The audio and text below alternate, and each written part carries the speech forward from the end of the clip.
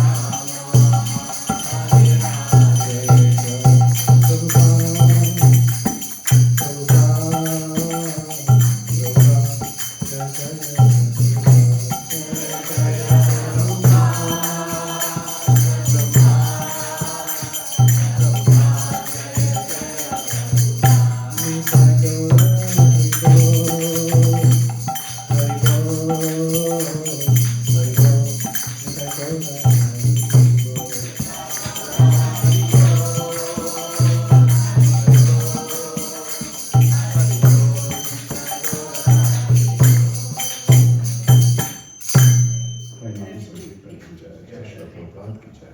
Gaur Premanand. Om Namo Bhagavate Vasudevaya. Om Namo Bhagavate Vasudevaya. Om Namo Bhagavate Vasudevaya. Om Namo Bhagavate Vasudevaya. Om Namo Bhagavate Vasudevaya. Om Namo Bhagavate Vasudevaya. So welcome again everyone on the beautiful festival day. I really appreciate everyone coming in. Hare Krishna, Krishna Krishna, Hare Hare. Okay. So before we get started, I just wanted to very quickly acknowledge where all this material is coming from for today's class, so that it's snippets from here and there.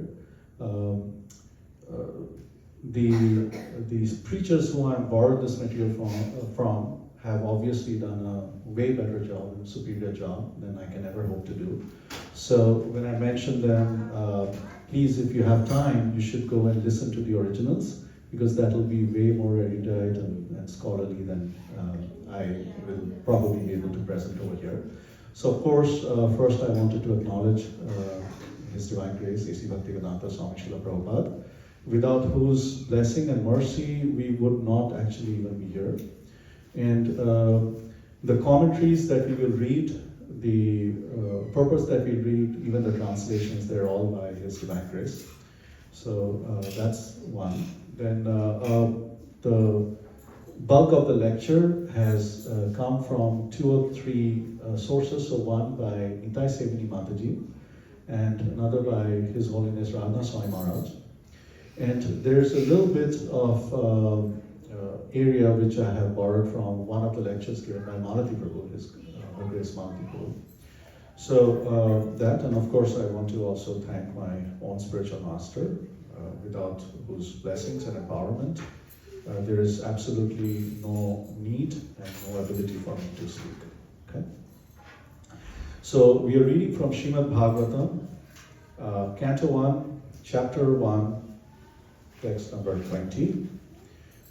Actually, I'll pull up the real purport over here, because text over here, because we can also read the purport then.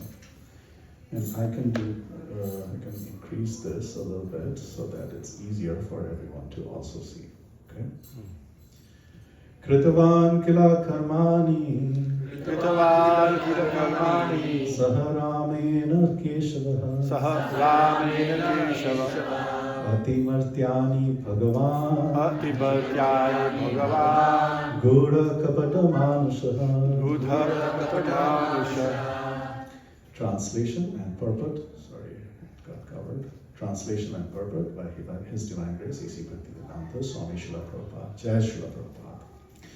Lord Shri Krishna, the personality of Godhead, along with Balarama, played like a human being, and so he performed many superhuman acts. Purport. The doctrines of anthropomorphism, and zoomorphism are never applicable to Sri Krishna or the personality of Godhead. The theory that a man becomes God by dint of penance and austerities is very much rampant nowadays, especially in India.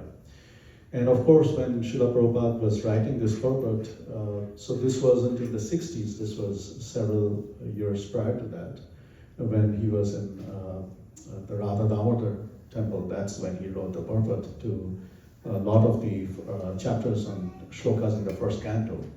So we are easily talking about 70, 80 years ago. And this is still very much rampant, even nowadays, in India, especially in India. Since Lord Rama, Lord Krishna, and Lord Chaitanya Mahaprabhu were detected by the sages and saints to be the personality of Godhead, as indicated in revealed scriptures, many unscrupulous men have created their own incarnations. This process of concocting an incarnation of God has become an ordinary business, especially in Bengal. And of course, that's true to the India. What Bengal does today, India does tomorrow. So you'll have a lot of so-called God people in India, in other parts as well.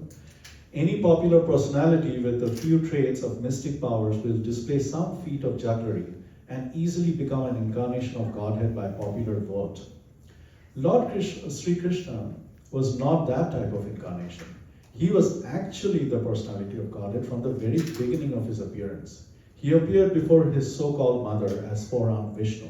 Then, at the request of the mother, he became like a human child and at once left her for another devotee at Gokula, where he was accepted as the son of Nanda Maharaj and Yashoda Mata.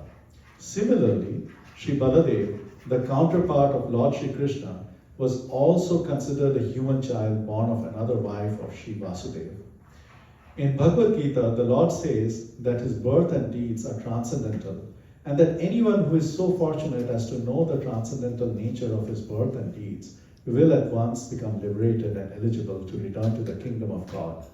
So knowledge of the transcendental nature of the birth and deeds of Lord Sri Krishna is sufficient for liberation. In the Bhagavatam, the transcendental nature of the Lord is described in 9 cantos, and in the 10th canto, his specific pastimes are taken up. All this becomes known as one's reading of this literature progresses. It is important to note here, however, that the Lord exhibited his divinity even from the lap of his mother, that his deeds are all superhuman. He lifted Govardhan Hill at the age of 7, and that all these acts definitely prove him to be actually the Supreme Personality of Godhead. Yet, due to his mystic covering, he was always accepted as an ordinary human child by his so-called father and mother and other relatives.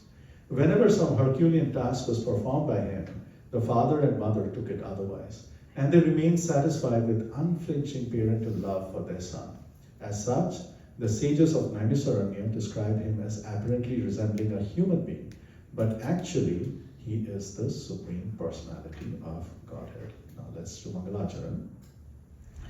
Om Ajnanatimirandasya Jnananjana Shalakaya Chakshurunmilitam Yena Tasmai Shri Gurave Namaha. Namo Vishnu Padaya Krishna Prasthaya Bhutale Srimate Bhaktivedanta Swamini Namane. Namaste Saraswate Devi Gaurvani Pracharane Nirvishesha Shunyavadi Paschatya Deshakarine. Jai Shri Krishna Chaitanya Prabhu Nityananda Shri Advaita Gadadhar Srivas Adi Gaura Bhaktavrinda.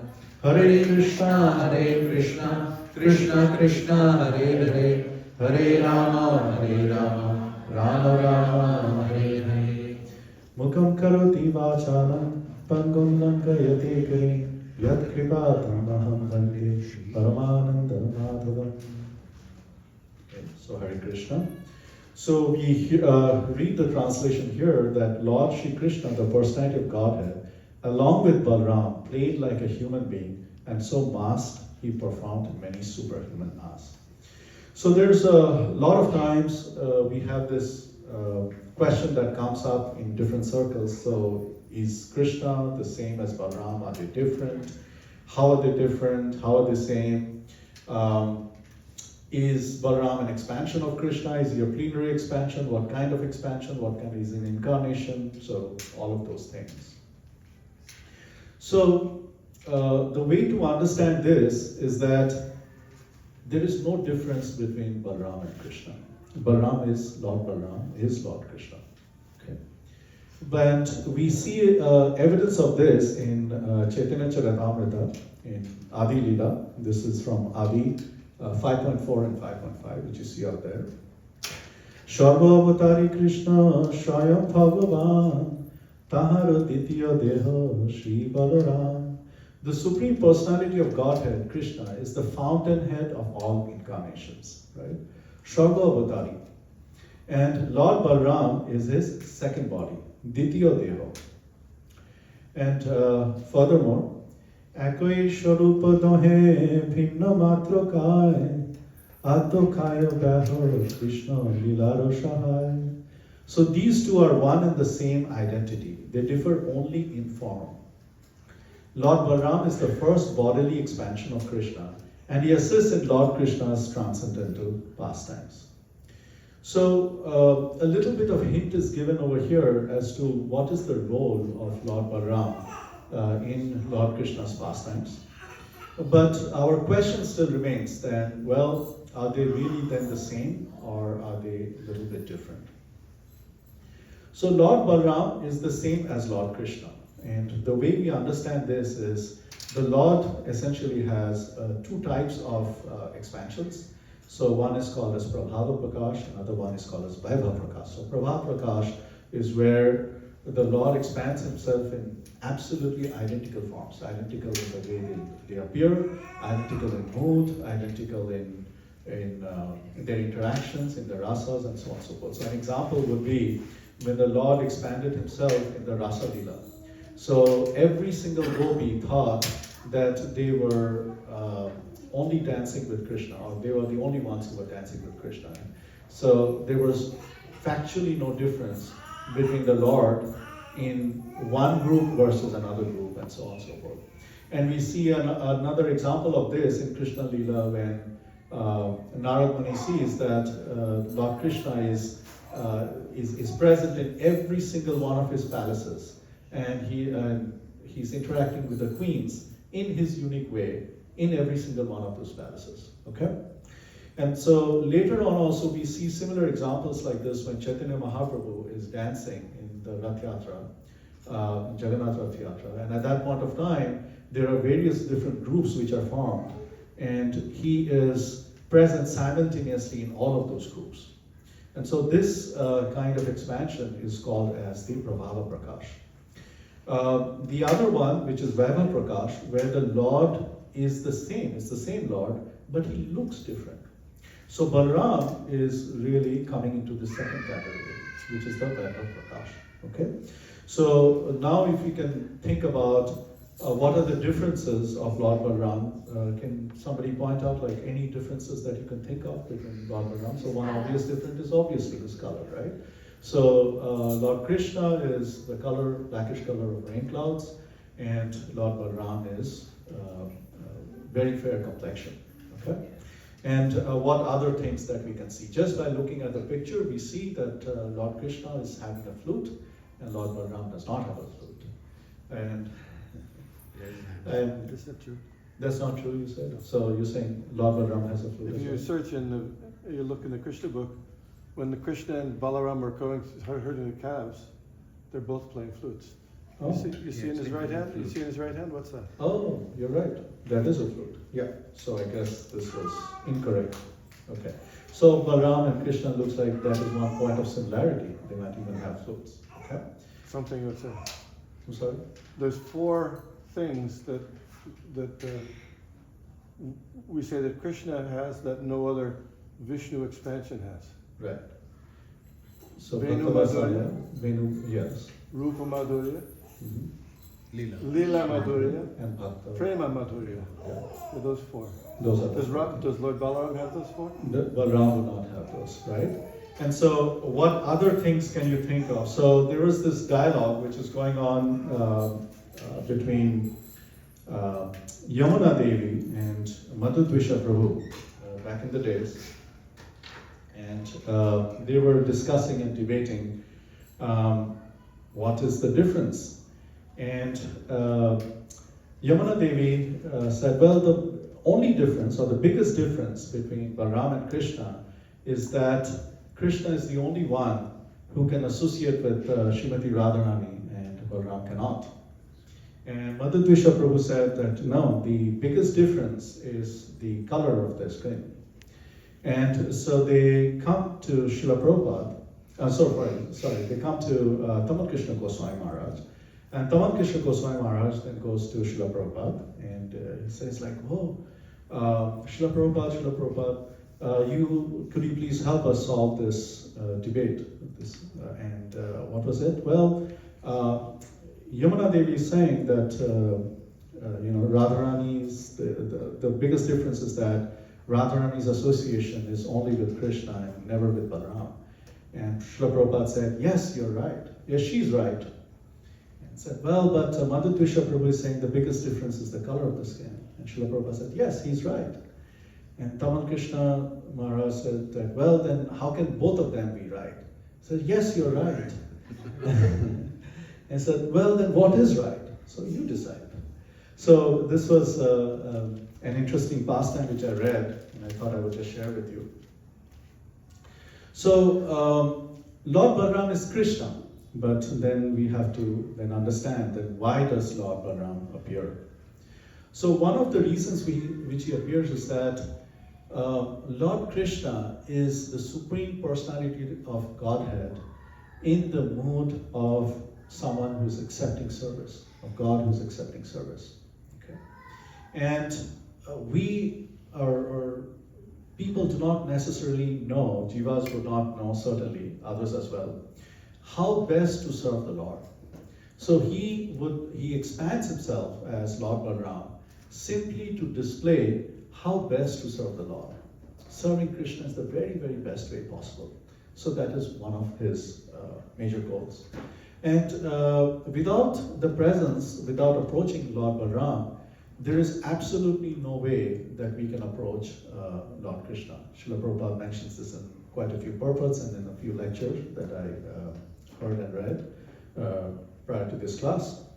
And there are several examples of this. So one example actually happens prior to the Krishna Balaram Leela, so in the age of Treta with Lord Lakshman. And what happens is that Lord Ramachandra is trying to recruit Sugriva and his monkey army to go and fight against Ravana. And for that, he needs, Sugriva's buy-in. And essentially, Sugriva says that, look, for my buy-in, you have to first make me the king. And for that, Bali, my brother, has to die. And so they decide that they are going to have a fight, and Lord Ramachandra is going to kill Bali. And as things happen, they fight, and Lord Ramachandra does not kill Bali. And so Sugriva gets very badly beaten up, and he comes back and he says, like, well, you said you were going to kill Bali. And Lord Ramachandra said, but you are twin brothers, like it's very difficult for me to make the distinction, so that's why I couldn't do it. And at that point of time, Lakshman takes the garland from his neck and puts it around Sugriva and says, like, now when you go into battle, keep this garland on, and then we will be able to, Lord Ramachandra will be able to distinguish between this. And of course, there's the backstory that Sugriva didn't really, or neglected to offer a seat to Lakshman, and that is why he had to go through this tribulation.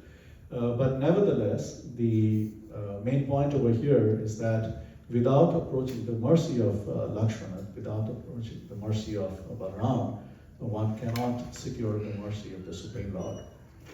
We see other examples in Chaitanya Leela as well. So Raghunath Das Goswami was approaching Chaitanya Mahaprabhu a few times, and then Chaitanya Mahaprabhu finally directed him to Nityananda Prabhu, and once he secured the mercy and blessings of Nityananda Prabhu, then Chaitanya Mahaprabhu accepted him. And of course, coming to Krishna Leela, we see that Mother Devaki, she first had Lord Balaram in her womb, and Lord Balaram prepared that womb, and he prepared that womb because prior to his coming in Mother Devaki's womb, it was inhabited one after the other by what we call as the Shat Garbha Asuras, by 6 miscreant, I would say, Asuras. And these 6 Asuras, I believe they were the sons of Marichi. And they represent these 6 anarthas, which is Kama, Krodha, Lobha, Moha, Mada, and Matsarya. But essentially, what Lord Balaram did was he came in, he cleansed the womb, and then he was transported from the womb of Mother Devaki to the womb of Mother Rohini. Okay? And so there's a backstory for these Shatgarbha Asuras. They were the sons of Marichi, and they were cursed by Brahma because they were extremely mischievous.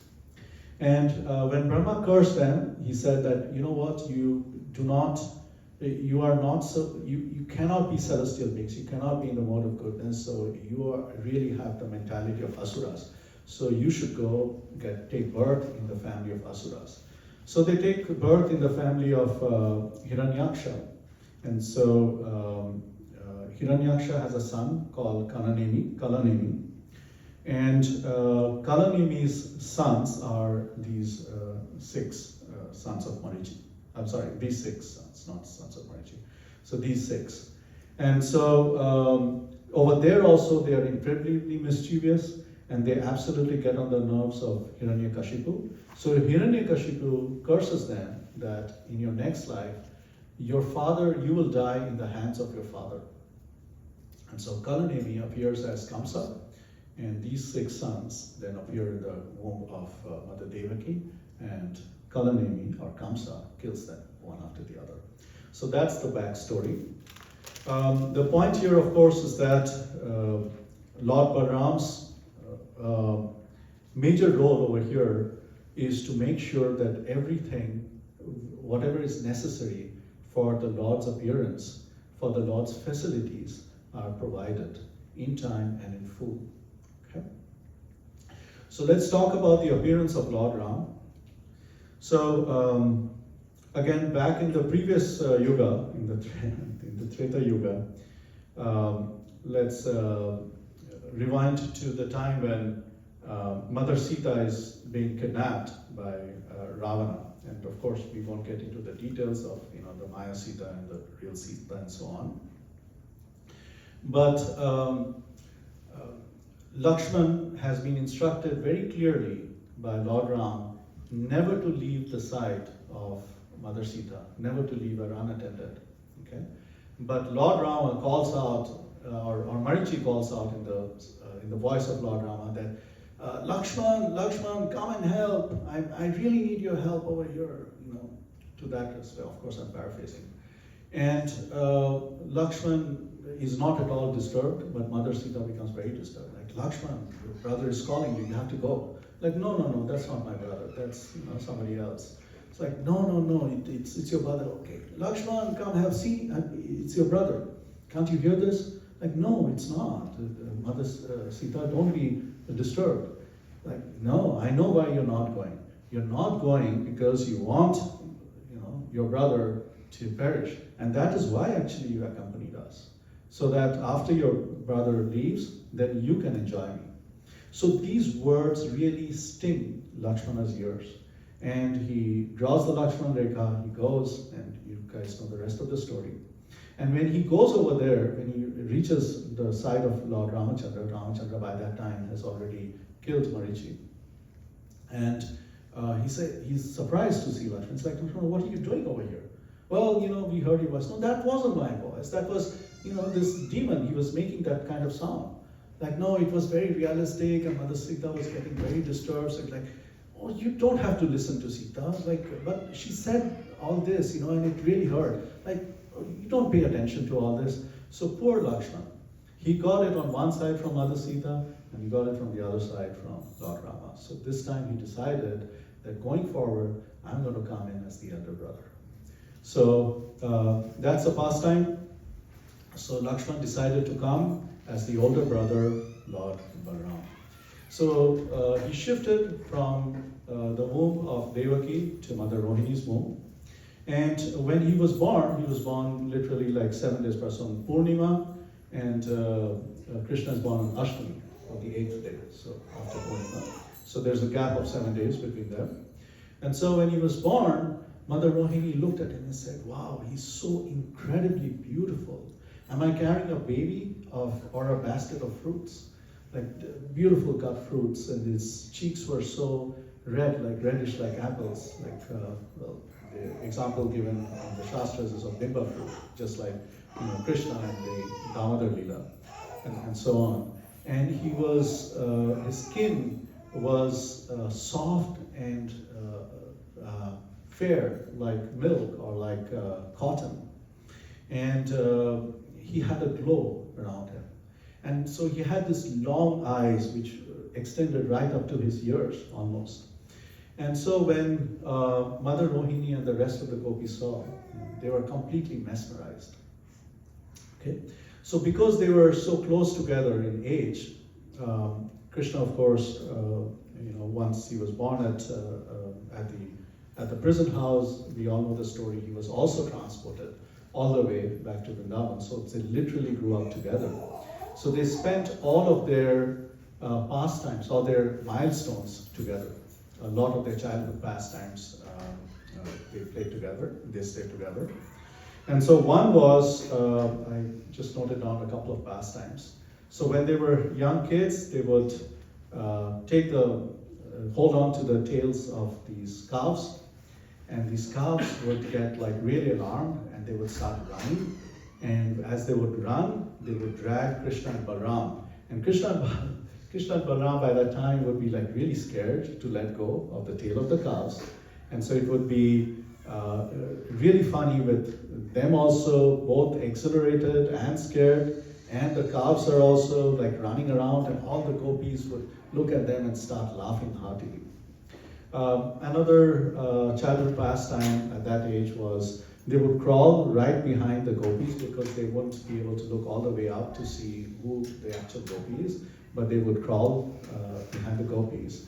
And then all of a sudden the gopis would turn back and lift them up, and then they would see him, see Lord Balaram in this case, and Balaram would start crying because it's not Mother Rohini. And so it's described that everything that the Lord does is beautiful, is madhuram, is sweet. And this is cemented over here in front, as you can see, by Ballavacharya's beautiful poem. You all know this, so we can sing this together. Adharam madhuram, vadanam madhuram, nayanam madhuram, hasitam madhuram, hridayam madhuram, gamanam madhuram, madhurani patera akhilam madhuram.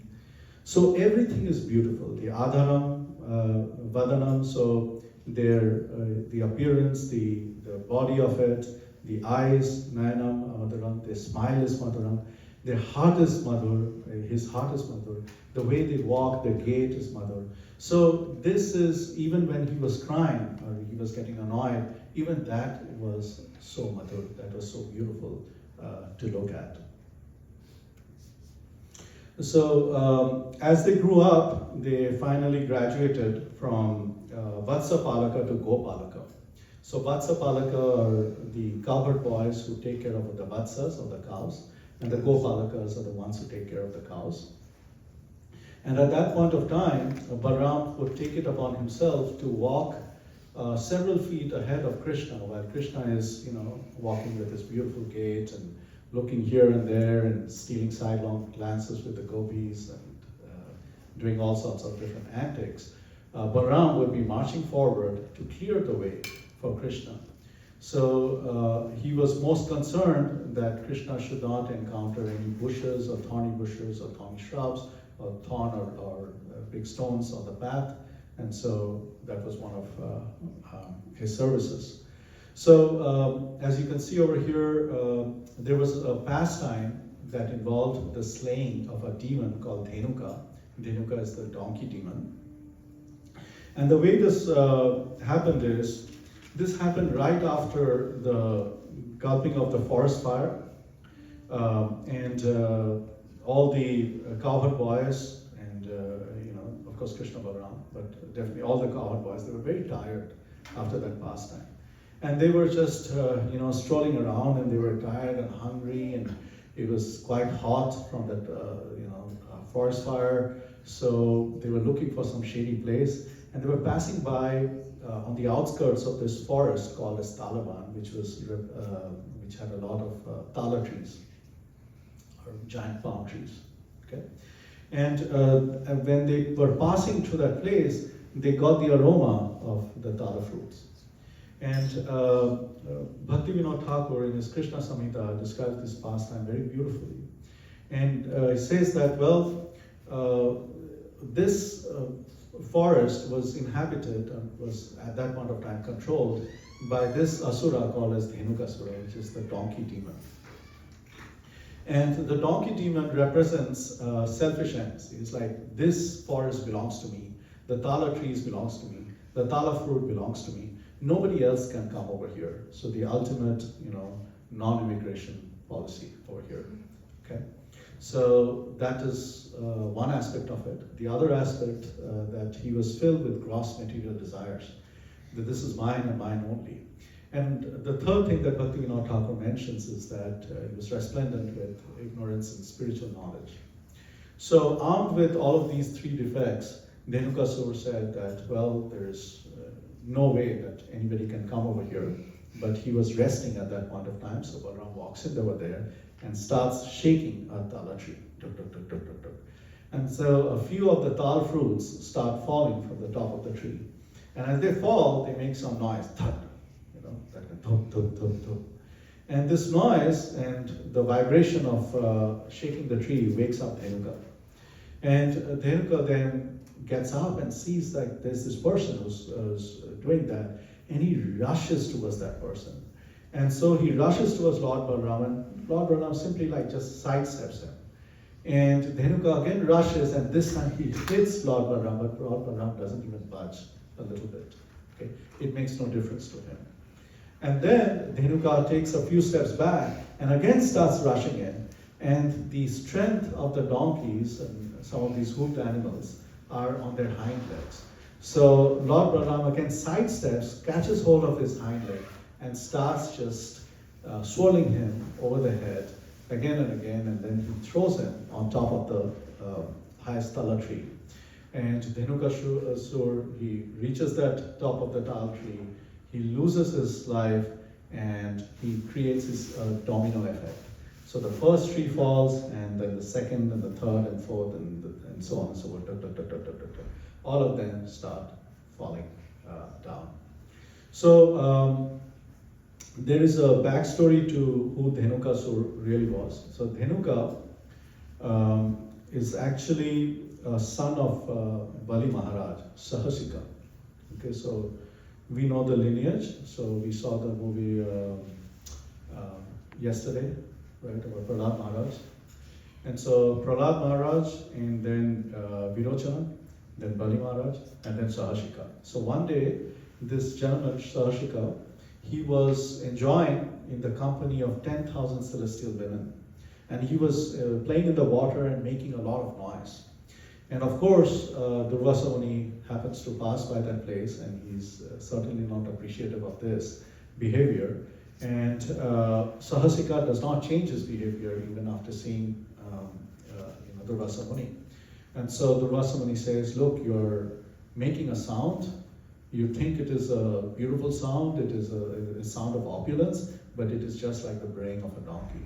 So you should go and take birth as a donkey. And so he becomes very regretful, because Durvasa Muni says you have to become a donkey for 400,000 years. And so with regret, he approaches Durvasa Muni and says, I'm so sorry. You're right. This was, I had just become arrogant, but please help me out over here. And so Durvasa Muni says, okay, at the end of your life, the boon I give you is that you will be delivered by none other than the Supreme Personality of Godhead. So this was the boon he got. So in that same commentary in Krishna Samhita, Bhaktivinoda Thakur says that, well, there are a few lessons to be gleaned over here. So one, we need to lose this thing called everything is mine. So there is this principle, as you all know, from Ishopanishad called Isavasyam. Isavasyam idam sarvam yat kincha jagatyam jagat tena tyaktena bhanjita ma krida kasya swithanam. So everything animate or inanimate that is within the universe is controlled and owned by the Lord. One should therefore accept only those things necessary for himself, which are set aside as his quota. And one should not accept other things, knowing well to whom they belong. So there are two aspects to this that Bhaktivinoda Thakur mentioned. So one is the aspect of over-collecting, or collecting more than necessary. And the other aspect is over-endeavoring. And they kind of go hand in hand. We over-endeavor because we want to sometimes over-collect. And we over-collect because we don't understand the principle of Ishavasya, that there is a quota set aside for everybody, and beyond that, it only causes more distress than help. So that's one aspect of it.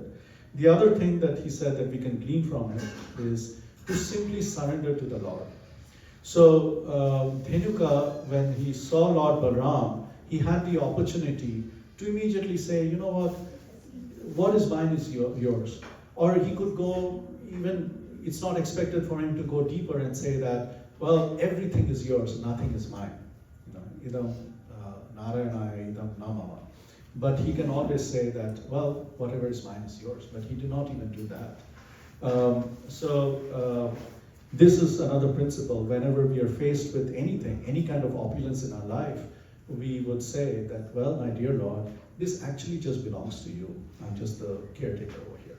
And the third principle that we just discussed is the principle of overwork or overburden, which is the brash system. Okay? So similarly, there is another demon that Balaram killed, which is Pralambasura. And in the same treatise, Bhaktivinoda Thakur speaks about, there is one thing I forgot about the previous one, Dhenukasura. Bhaktivinoda Thakur also mentions this. He says, sometimes we don't know what to speak and when to speak and how to speak. And we cannot control our tongue. And Dhenukasura represents that if we speak more than necessary or things which are not conducive to Krishna consciousness, so if we don't follow the principles of Vachaveda, then at that point of time, all we are doing is braying like a donkey. So this is another nice thing to glean from here. So Pralambasura represents hypocrisy. Why? Because Dhenukasura at least appeared like himself. He came in that, okay, I am the Asura, I am the demon, and I'm here to harm Krishna or harm the devotees over here, Balaram.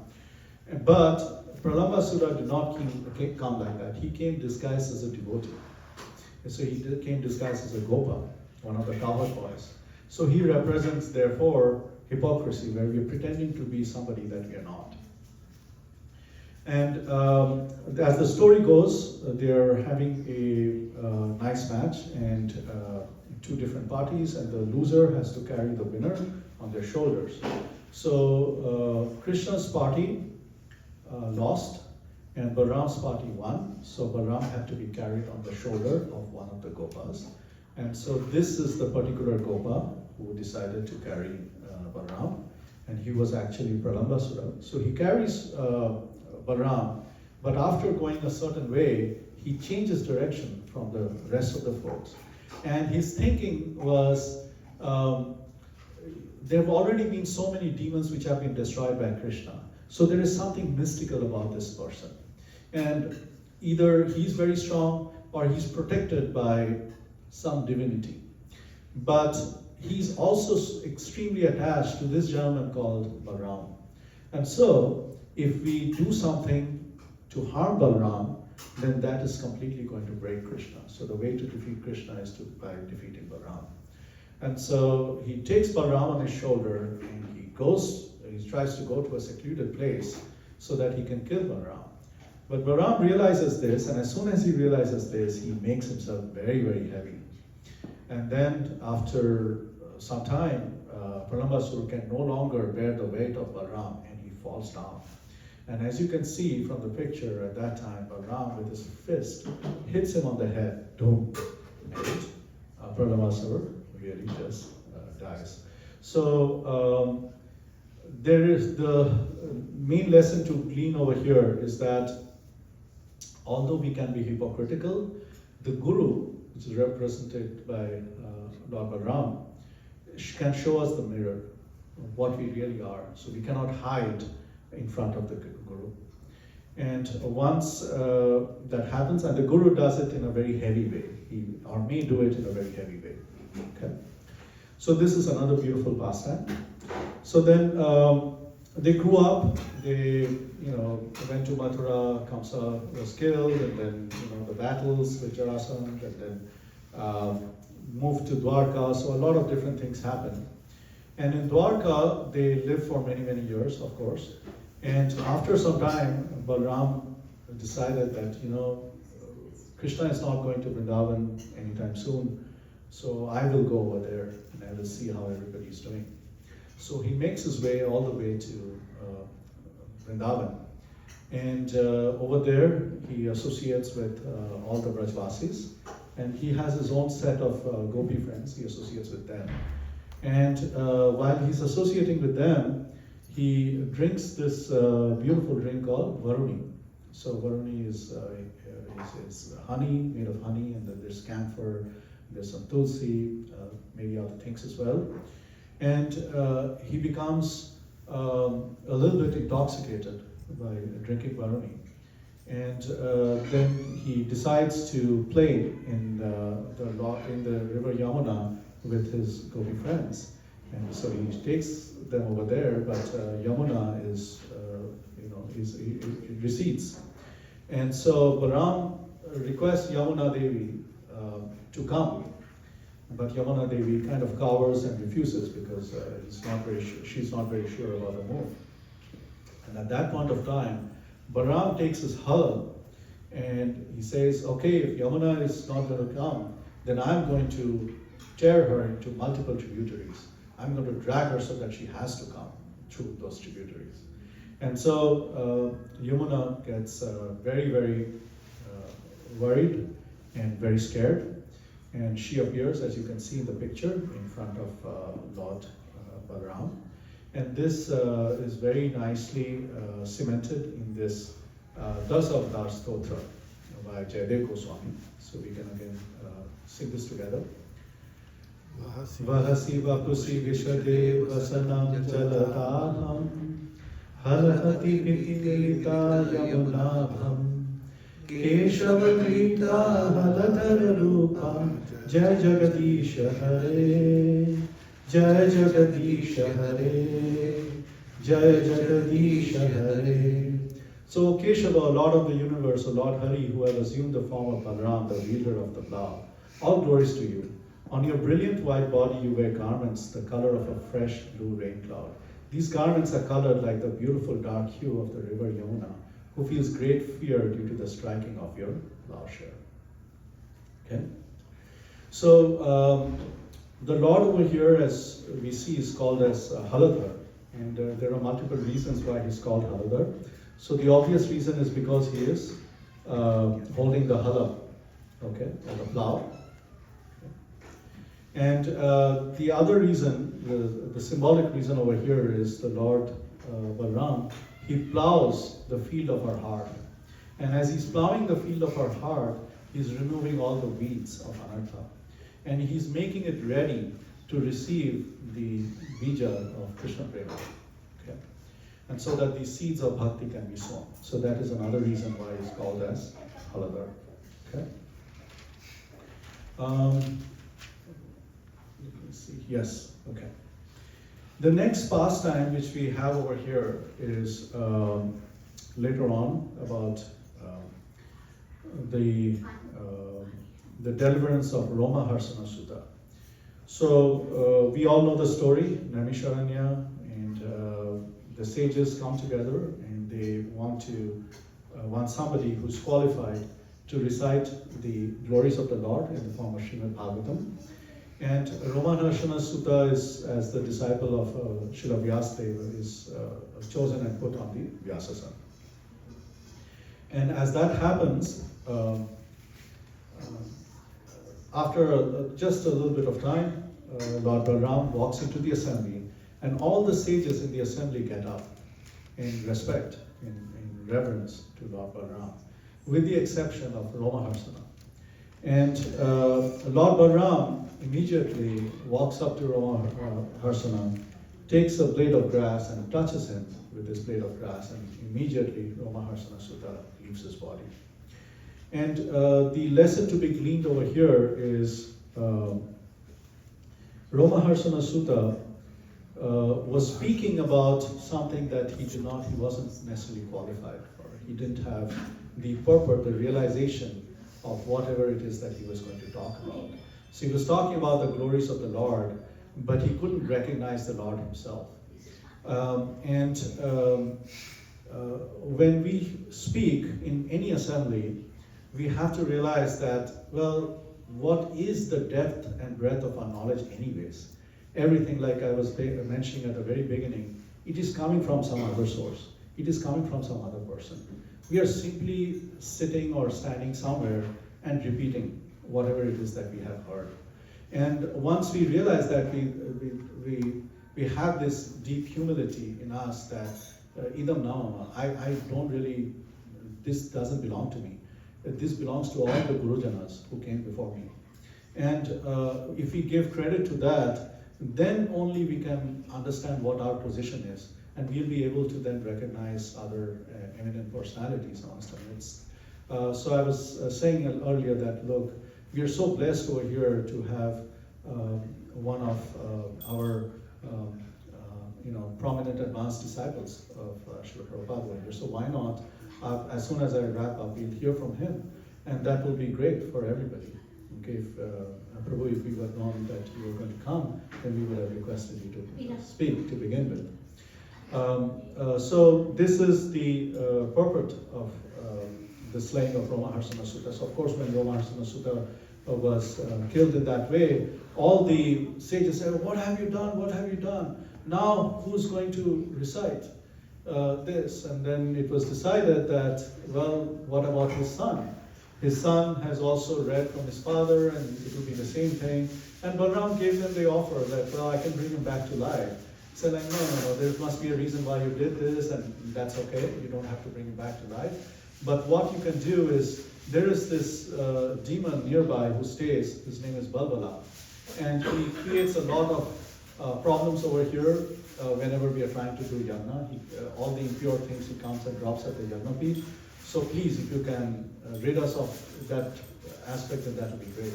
So Balaram goes ahead and kills Balbala, and over here, as we all know, Sutta Goswami starts in reciting the Srimad Bhagavatam. The next pastime is the deliverance of Dvivida Gorilla, and this is also very, very instructive for all of us. So, Lord Balaram is having the association of some of his friends, his gopis.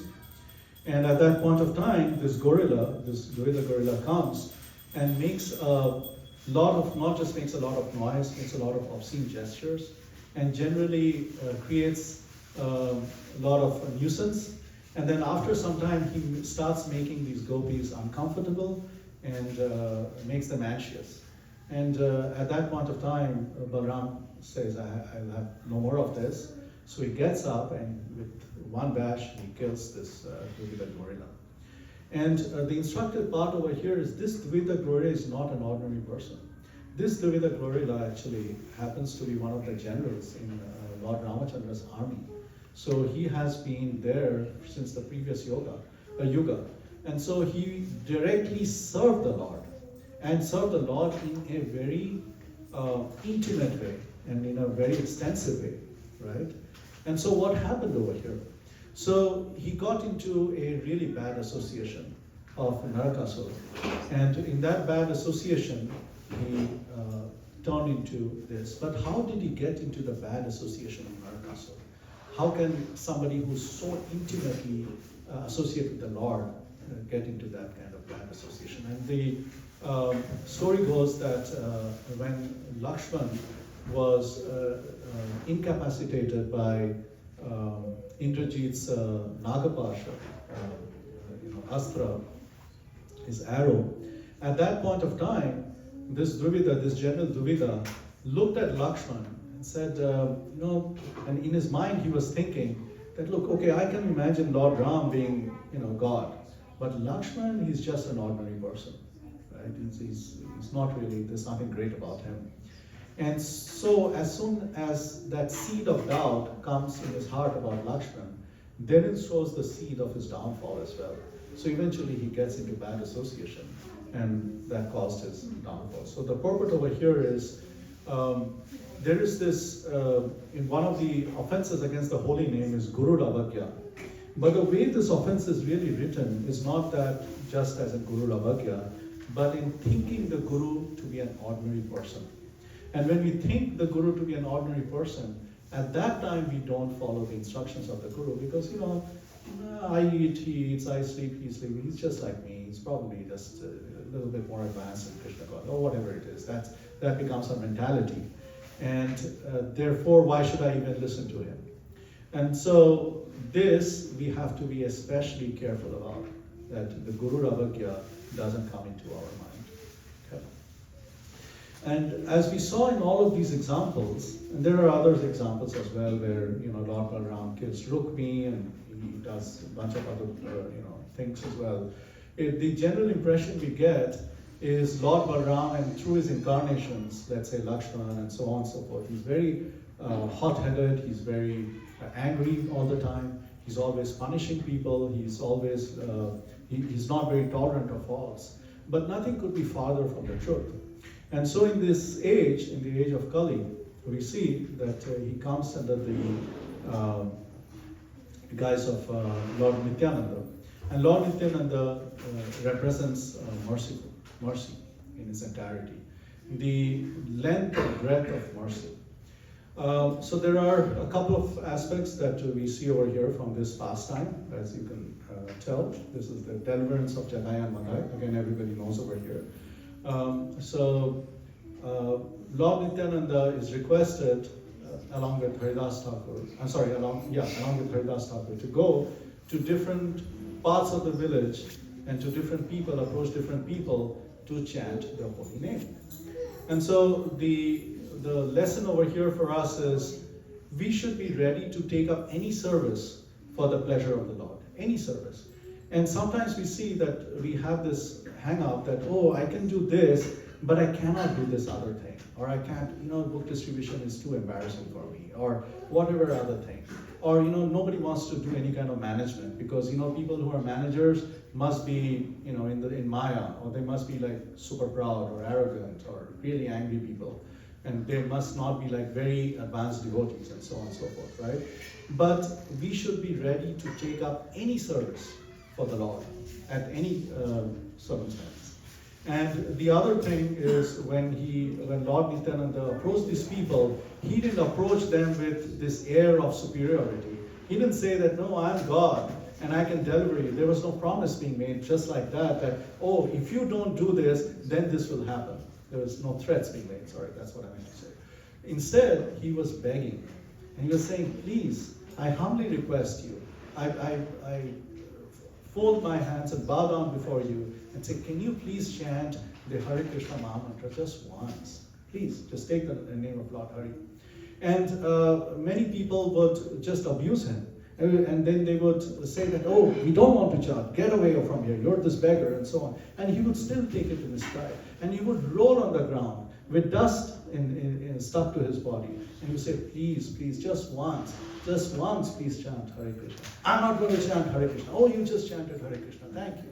So, so the deliverance of Jagai Madai especially is very important because the Lord Nityananda prevents, as you can see from the picture, Lord Chaitanya from using his Sudarshan Chakra in that situation. And he begs Chaitanya Mahaprabhu that this is not the age for it. For here at this point of time, you're not going to be killing demons like this. You're going to be transforming people. You're going to kill the demons in people's hearts. And so you are the merciful avatar, and the depth of your mercy will be realized by the deliverance of Jagai and Madai. So please put away your Sudarshan Chakra and give them that mercy. So the Lord Balaram and represents Adiguru, and all the purpose of the Guru, the nature of the Guru, the lessons from the Guru are coming through Lord Balaram. The potency of the Guru is also coming from Lord Balaram. So there are these beautiful names. Balaram. Bala represents strength, and Ram represents pleasure. So the strength over here, of course, Lord Balaram was physically strong, but from our perspective, we are looking for spiritual strength. He is the giver of spiritual strength. And at the same time, he's also the giver of spiritual taste, the taste towards the service of the Lord. And if these two work out hand in hand, if we have the spiritual strength but we don't have this taste, then we might say that, oh, we can keep chanting, but for how long will you chant if you don't get the taste for it, right? Or how long can you do ahituki, or maybe we may not even be able to do ahituki service, okay? Or even apratyata, so unmotivated service, uninterrupted service. We cannot do those things. Then he's also called as Baladev.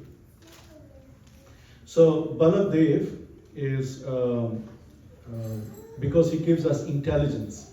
The intelligence to do the right thing at the right time. And to employ this intelligence in the control of our mind, in the proper connection of our mind to the right place and the right purpose. But also the intelligence to make the distinction of exactly what to do under two different circumstances for the same thing. Okay? So for example, I'll tell you, Bhaktisiddhanta Saraswati Thakur gave this, this instruction to some of his Grihastha disciples that, all right, you can't chant 16, that's fine, you should chant 4 rounds. And this should be your thing. He didn't give that instruction to different people, to everybody. He gave this instruction to different people, and so on. So as per the circumstance that a person is in, the intelligence is employed. So that is Baladev. Balabhadra, Bhadra over here, so all auspiciousness. He removes all inauspiciousness, and that's why he's also called Balabhadra. Rohini Nandan, we all know, so his mother is Mother Rohini. Sankarshana, Akarshan, so he's pulling everybody closer to him, and then he's pulling through that same way, he's pulling everybody really closer to Krishna. Okay? And Ananta, of course, we know that, and Haladhara, we discussed that, and Revati Ramana, the beloved of Mother Revati. We won't get into the story of that otherwise, but everybody knows the story, or most people know about how he got married to Revati. And finally, there's this beautiful name that is given, especially in Vrindavan. If you've ever been there during this time, they'll be singing this in many, many different temples. And I have a recording of that song, so he's also called Dalji.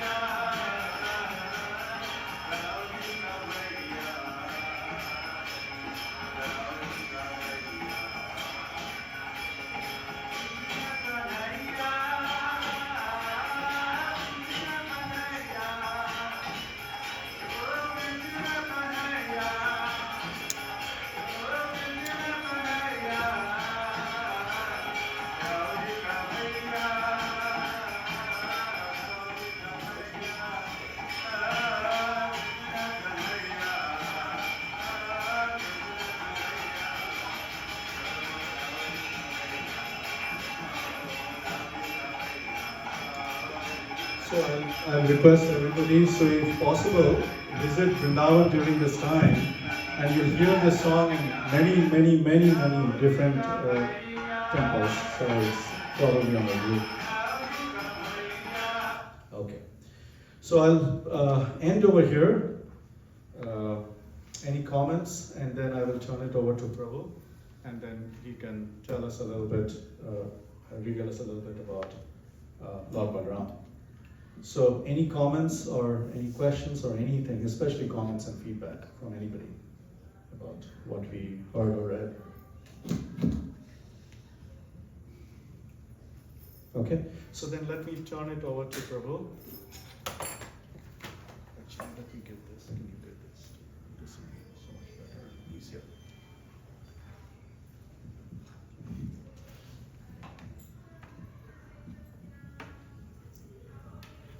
Hare Krishna. Hare Krishna. What time is the arti? So it's about 10 more minutes. yeah, 10 more minutes, Okay. I would say. Hare Krishna. Thank you. So Prabhu was talking about, in that purport that he read about, I don't know if you remember, he was reading from the purport of the verse from Srimad Bhagavatam. And one of the points was, in that purport, that Srila Prabhupada was explaining that people are thinking that they can become God. And he said it's especially popular in India. But you know something? It's also popular in the United States. You can go on, anybody ever use the internet? Yeah? If you go on the internet and you search for how to become God, you know you'll find dozens of YouTube. In case that you want to become God, you can find a YouTube. Of course, nobody can become God, because God is always God. But anyway, this is the illusion that people. Actually, the reason that we come to this material world in the first place, Krishna says in Bhagavad Gita, Icha dvesha samutena dvandva mohena bharata. You know this? That out of the Icha means desire, and dvesh, sometimes it's translated as envy, but actually in this case, Srila Prabhupada translated it as hate. So we want, Icha means we want to become God, and we hate God. Therefore Krishna says, okay, come on, you want to act like God? Okay, come to this material world. And you can think. In illusion, one can think that we're the Supreme Personality, and we could try to get everybody to serve us, but there's a problem. And the problem is that even if you're very successful in doing that in your life, it can't last. Anityam asukam lokam. This life, so even if you become a big person. What happened to Napoleon Bonaparte now? Where is he now? What happened? Where's Nehru now? You know Nehru, Panditji? Yeah. Actually, Srila Prabhupada was talking with his godbrother, one of his godbrothers is named Sridhar Maharaj in Bengal. Yeah. And Sridhar Maharaj was quoting from an astrologer who did the horoscope on Panditji. You know this? And he said now he's one of 2 dogs of a man in Sweden.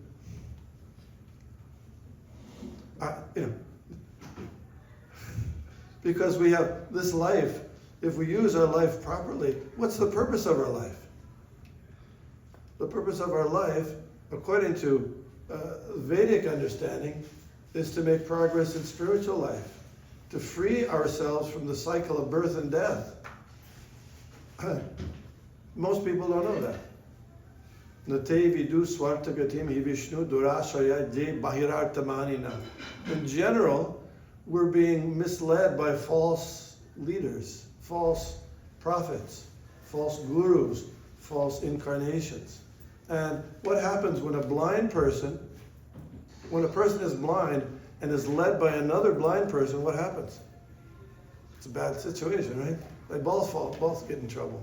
So that's the situation here in the material world. But Lord Balaram, as the representative of the original guru, he is giving the example of how to serve Krishna. Ekal Ishwar Krishna Arshabritya. Have you heard this before? This is Bengali. Any Bengali people here? Ekal Ishwar. There's one Ishwar, Arshabritya. Everybody else is servant. Even Vishnu, even Lord Balaram, even. And what to speak of ourselves. So Lord Balaram is giving example how to serve the Supreme Personality of God, even though he is the older brother in this level. So it's very wonderful. We see in the Chaitanya Charitamrita, the first part of Chaitanya Charitamrita describes how Lord Krishna as Ishwar. And then there's a whole description about Nityananda Ram. I don't know if you've seen this. But it starts with understanding that, as we said, Krishna's first expansion is Lord Balaram. Now think of this. This is something it's a little tough because no other religion, no other philosophy talks about expansions of God. Do they? I mean, you hear Christianity talk about God's no. Muslim you don't hear about. No, nothing. Because it's an unusual concept. But isn't it a fact that we all want to have expansions? Yeah? You call them kids. Yeah, isn't it? People want to have expansions, or they have, they work in their job, and then they have their secretaries or their, servants, and we all want to have expansions. But the wonderful thing about God is that He can expand without the help of anybody else. He doesn't need a wife or anybody to expand. And this is, think about this. Anybody a scientist here? What is your science? What is your... I'm a cancer toxicologist. Oh, okay, yeah. So anyway, when you're learning in biology, they have these one-celled animals, right? Amoebas or paramecium and stuff like that. And what happens if they stay around for a while? They either start expanding or Yeah, mitosis, isn't it? They expand. So one cell becomes two. And the two cells, they're almost identical, isn't it? Almost identical. And then the 2 becomes 4, and 4 becomes 8, and 8 becomes 16. Boom! Then you're full of these cells. So this is displaying some of the mystic power. But that mystic power, if a little one cell animal can do it, certainly God can do it. This is you understand the concept? Yeah. So Krishna is expanding as Balaram. Advaitam, Achyutam, Anadim, Anantarupam, Adyam, Purana, Purusham, Navayovanam cha. This is the Brahma Samhita. Lord Brahma says, God is Advaita, meaning He's one. He is one. Advaita. Achyuta, infallible. He's not illusioned by the modes of materialism. Anadi, He's got no beginning. Anantarupa. Anantarupa means He's got unlimited forms. Now, wait a minute. We just said He's one, and now we're saying He's got unlimited forms. How are you going to explain that? What do you deal with that? The Vedic literature, the Vaishnava philosophy is there. It gives you the perfect explanation. Chaitanya Mahaprabhu gives that perfect explanation. Achintya be abe tattva. Simultaneously, there's one and there's difference. So God can have unlimited forms, although He remains one. So He expands Himself as Vishnu Tattva, Swamsa. He expands Himself also as Jiva Tattva, Vividamsha. This is the science of God. This is amazing.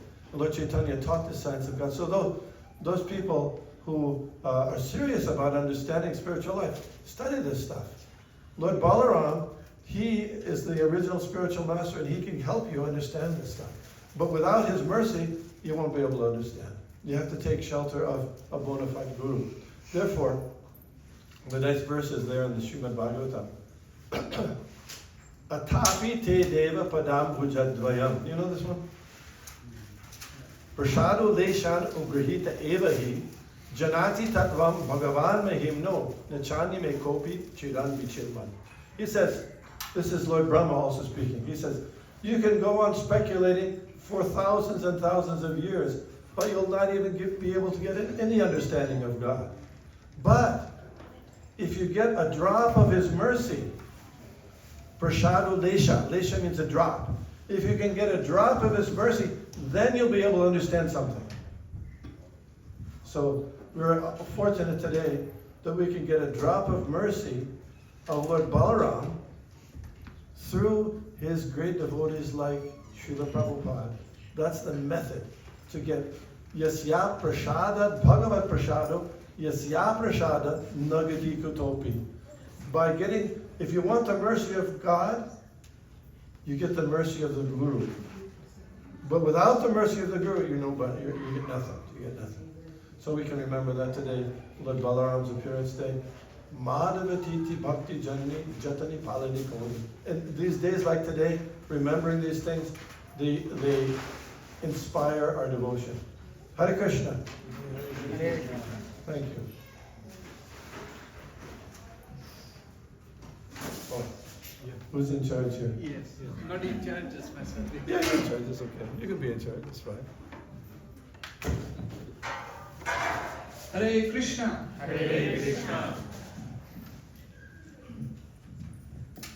Hare Krishna. Hare Krishna. Thank you, Guruji. Thank you. We'll thank our speakers for sharing pastime about Lord Balaram by chanting Hare Krishna mantra. Hare Krishna, Hare Krishna, Krishna Krishna, Hare Hare, Hare Rama, Rama Rama, Hare Hare. There are a couple of announcements. Before that, we have a kids presentation. So Mataji will tell us more about what they are going to do. It will be very short, and then we'll move forward to the announcements. Hare Krishna to everyone. So kids learned around 30 slokas and they are going to present whatever the slokas that they learned. They memorized in fact all the 30 slokas, but to get the flow like first slok, second slok, that's why they have the paper with them. So now they are going to present 30 slokas, whatever they have learned in our classes. Where are the shlokas from? Like Bhagavad Gita slokas.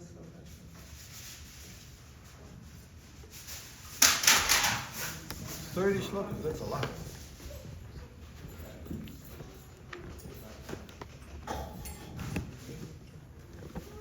Dhenosmin yata dehe komaram yavanam jara tata dehantara prapte diva sattana mulyati mata spasya sukaunteya sitoshna sukadukkata agamapaino anityas tam sutiksasva bharata na jayate meyate va kadachin layam bhuta bhavitya vana viyaha ato nitya sasthato ayam purano na hanyate anyamani sarire yajna karmano nyasya lokoyam karma bandhanaha tadatam karma kandeya bhukta sanghastamachara yagna sishta isna santo muchante sarva kilbisehi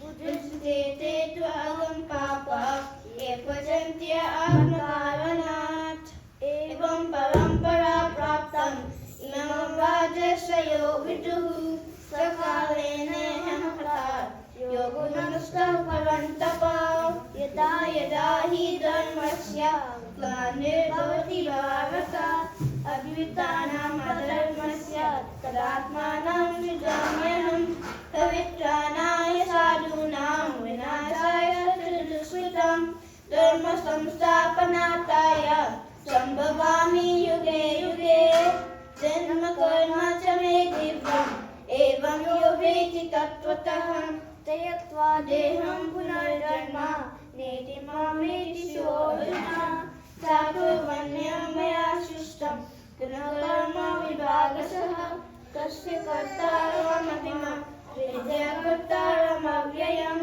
Tadvidhi panipatena Pravidipasnena seveya Upadyasantyate jnanam Jnanina stattva darshinaha Vidya vinaya sampanne Brahmane grihastini Suniseva svapake cha Panditah samudrashinaha Bhoktaram yagna tapasam Sarvaloka maheswaram Suhridram sarvabhutanam Yatramam shanti mushyate Yoginam api sarvesam Bhagadenantaratmana Shraddhavam bhagate yomam Same yukta tamo mataha Manushyanam sahasresu Kachidyati siddhaye Yatadamapi siddhanam Kachimam veti tattvatah Mata paradaram nanyat Kinchi asti dhananjaya Mai sarvam idam photam Sudre manidhanaiya Daiviya sadhanamai Mamaya dvartaya Mame veye bhagajithe Mayam अर्जुनो मूढः प्रबुद्धत्तेन रातमः मायया अपहृतज्ञान असुरां भावमाश्रितः बहुनां जन्मनामन्ते ज्ञानवान् मां प्रपद्यते वासुदेवः सर्वमिति स महात्मा सुलभः यं यं वापि स्मरं भावं त्यजत्ये अन्ते कलेवरं तं तमेवैति कौन्तेय सदा तद्भावभावितः मामुपेत्य पुनर्जन्म सुखालयम् अशाश्वतं नाप्नुवन्ति महात्मनः संसिद्धिं परमं गतः आब्रह्म भुवनालोकः पुनरैवर्ति नो अर्जुन मामुपेत्य तु कौन्तेय पुनर्जन्म न विद्यते राजविद्या राजगुह्यं पवित्रम् इदम् उत्तमं प्रत्यक्षावगमं जन्यं सुखं कर्तुमव्ययम्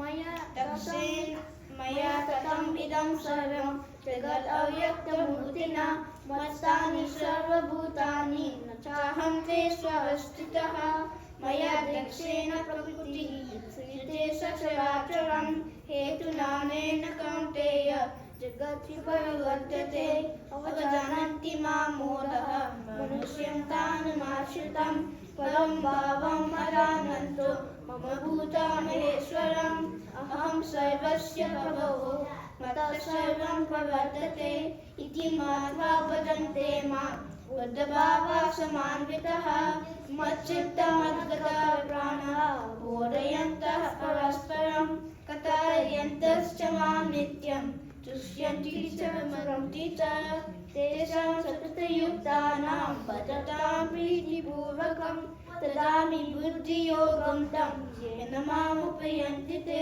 तेषामेवानुकम्पार्थम् अहं मल्यानजां तमः नास्यामि आत्मभावस्तु ज्ञानदीपेन भास्वता।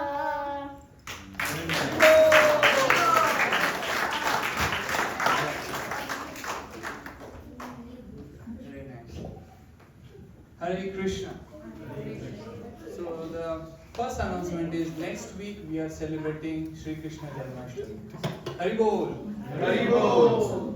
So we are celebrating on Saturday, the same day as Janmashtami, but not the same time and not the same place. So the place is we are going to celebrate at Hamilton County Fairgrounds. So we have pamphlets, flyers. Please take it. If you are in a WhatsApp group, we have shared. If you are not in a WhatsApp group, please contact me. Hare Krishna Prabhu. Just a minute. Thank you. So we have flyers, and if you are not in a WhatsApp group, please contact me or Acharya Prabhu. We'll add you in a WhatsApp group, so you'll get all the notification. And in that, you'll also get an opportunity to do the RSVP. That is really important because we'll have different menus, like Ekadashi menu and the general one. So it will get a good idea for us what to do in what quantity, because we don't want to waste the prasad. So please do that. If you are looking for more information, please visit our website, ISKCONIndianapolis.com. So there are more information, and if you have any question, please text us. Also, there is an opportunity for volunteering. If you are looking for any services like prasad distribution or decoration, please contact Acharya Prabhu. And for the sponsorship, there are sponsorship opportunities. If you want to do, please do that. You can do Zelle, you can contact Acharya Prabhu, or you can go to our website. We have a square. You can do the donation there as well. One more thing, tomorrow, Sunday, we are going to do book distribution. It's an Asia festival. If you are around, Hindi Bhashi Cultural Association. okay. It's at the same location as we are going to have Janmashtami. Okay, wow. Yeah, it's the same location. So it's the same location as we are going to do the Janmashtami. If you are around there, please visit us. We'll be there for book distribution, and you can take participation as well. Hare Krishna. Hare Krishna. Anybody who is joining for the first time? Hare Krishna Mataji. Could you please tell us your name and how did you hear about us? Music one. You can say it. Hare Krishna. My name is Shirish. We moved from Ohio to Carmel just last Sunday, and we were looking around for some Hindu temples closer to our home, and that's how we found out about ISKCON. How did you find about us? Like through friend? No, it was on the website. Wow, nice. Yeah, so Just checking that whether our website is working or not. it is working. Thank you, thank you. At Blooming, Bully is also. Blooming, are you like working? Yeah. My name is Niran. I'm staying in Carmel for a while, but I knew about this, and I was searching for temples, and this popped up after Central India, and I thought I'd visit. Thank you for visiting. So we'll welcome our wonderful devotees by chanting Hare Krishna mantra. Hare Krishna, Krishna Krishna, Hare Hare, Hare Ram, Ram, Hare Hare. Yes, Anjana Mati, you had a question? Okay. Thank you. So we'll move forward. We'll have Aarti now.